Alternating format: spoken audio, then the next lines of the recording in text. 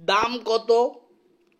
ইয়ামা R15B4 BS7 matte black colour বাইকটি বর্তমান দাম কত চলতেছে সেটা আজকের ভিডিওতে আমরা আলোচনা করব।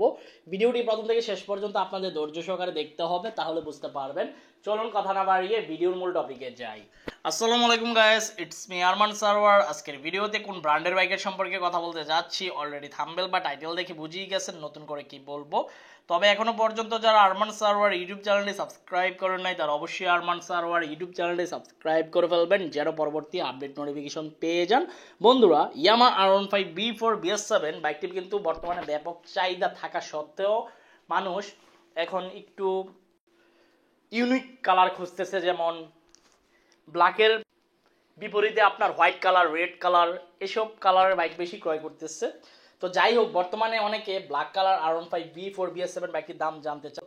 সেটার দাম বর্তমান মার্কেট প্রাইস কত আছে সেটা বলে দিচ্ছি। বর্তমানে মার্কেট প্রাইস ইয়ামা R15B4 BS7 সারা বাংলাদেশে আনঅফিশিয়াল শোরুমে আপনার 5,55,000 বা 50,000 টাকা আস্কিং প্রাইস বলতেছে। তো আপনার অবশ্যই 5-6টি শোরুম যাচাই বাছাই করবেন, বিকজ 5-6টি শোরুম যাচাই বাছাই করলে আপনি বুঝতে পারবেন কোন শোরুম থেকে বাইকটি ক্রয় করলে আপনার জন্য ভালো হবে বা উত্তম হবে।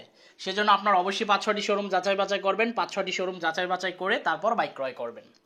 তো ইয়ামা R15B4 BS7 বাইকটি কিন্তু এখন বের হয় না, আরও অনেক আগেই বের হয়েছে, বলা যায় 1 বছরের মতো হয়ে গেছে।